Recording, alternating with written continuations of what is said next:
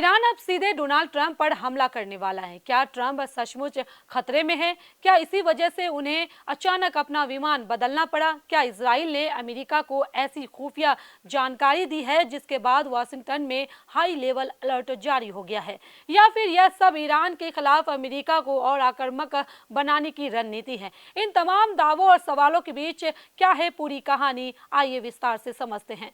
आदाब, नमस्कार। आप देख रहे हैं मंथन टुडे। मैं हूं आपके साथ उज़मा। अमेरिकी मीडिया और सोशल मीडिया पर कई रिपोर्ट्स में दावा किया जा रहा है कि राष्ट्रपति डोनाल्ड ट्रंप की सुरक्षा को लेकर व्हाइट हाउस बेहद सतर्क हो गया है। रिपोर्ट्स के मुताबिक नाटो शिखर सम्मेलन से लौटते समय ट्रंप पहले कतर द्वारा उपलब्ध कराए गए विशेष विमान से यात्रा करने वाले थे, लेकिन बाद में उन्हें एयरफोर्स वन में शिफ्ट कर दिया गया। रिपोर्ट्स में इसकी वजह यह बताई गई कि संबंधित विमान में अमेरिकी राष्ट्रपति स्तर की सभी सुरक्षा व्यवस्थाएं और रक्षा प्रणाली पूरी तरह से स्थापित नहीं थी। इसी कारण सुरक्षा एजेंसियों ने जोखिम नहीं लिया और ट्रंप को एयरफोर्स वन से यात्रा कराने का फैसला किया गया।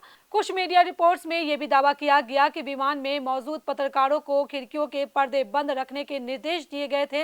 हालांकि इन दावों की स्वतंत्र पुष्टि नहीं हुई है। इस बीच ट्रंप ने भी सार्वजनिक रूप से कहा है कि उन्हें लगता है कि ईरान उन्हें निशाना बना सकता है। उन्होंने कहा है कि वह खुद को ईरान की संभावित टारगेट लिस्ट में मानते हैं और सुरक्षा एजेंसियां लगातार इस खतरे पर नजर रखे हुए हैं। अब बात उस खुफिया जानकारी की जिसने पूरी दुनिया का ध्यान अपनी ओर खींच लिया। Social media platform clash report और कुछ अन्य रिपोर्ट्स में दावा किया गया है कि इजराइल ने अमेरिका के साथ ऐसी नई इंटेलिजेंस साझा की है जिसमें संकेत दिया गया है कि ईरान ट्रंप के खिलाफ किसी नई साजिश पर विचार कर सकता है।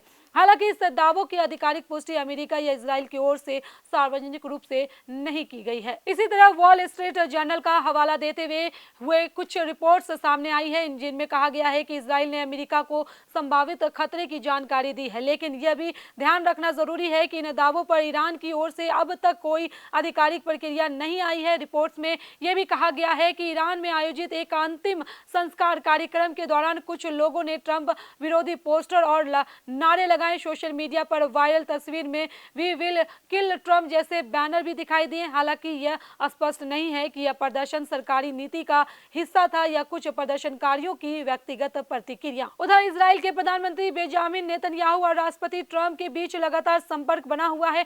नेतन्याहू के कार्यालय ने पुष्टि की है कि दोनों नेताओं के बीच फोन पर बातचीत हुई है जिनमें क्षेत्रीय सुरक्षा, ईरान और खाड़ी क्षेत्र की स्थिति पर चर्चा की गई। बयान के मुताबिक दोनों देशों ने आपसी समन्वय जारी रखने पर सहमति जताई। हालांकि अंतर्राष्ट्रीय मामलों के कई विशेषज्ञों का मानना है कि ऐसी खुफिया जानकारियों को लेकर हमेशा सावधानी बरतनी चाहिए। कुछ विश्लेषकों का कहना है कि इजराइल ईरान के खिलाफ अमेरिका का समर्थन और मजबूत करना चाहता है, जबकि दूसरी ओर कुछ लोग इन रिपोर्ट्स को वास्तविक सुरक्षा चिंता भी मान रहे हैं। फिलहाल सबसे महत्वपूर्ण बात यह है कि ट्रंप की सुरक्षा बढ़ा दी गई है और अमेरिकी एजेंसियां किसी भी संभावित खतरे पर नजर बनाए हुए हैं। लेकिन क्या वास्तव में ईरान ट्रंप पर हमला करने की योजना बना रहा है? इसका कोई सार्वजनिक और निर्णायक सबूत अभी तक सामने नहीं आया है। यानी इस पूरे मामले में कई बड़े दावे जरूर किए जा रहे हैं, लेकिन उनमें से कई की स्वतंत्र पुष्टि अभी बाकी है। ईरान की ओर से भी इन आरोपों पर कोई आधिकारिक बयान सामने नहीं आया है। ऐसे में आने वाले दिनों में अमेरिका, इजराइल और ईरान की ओर से आने वाले बयान और घटनाक्रमों पर पूरी दुनिया की नजर रहेगी। चलिए, फिलहाल इस खबर में बस इतना ही। देश दुनिया की ऐसी तमाम बड़ी खबरों के लिए बने रहे मंथन टुडे के साथ ही हमारे चैनल को लाइक करें, सब्सक्राइब करें, फॉलो करें और निष्पक्ष पत्रकारिता देखना है तो देखते रहे मंथन टुडे। बहुत बहुत शुक्रिया।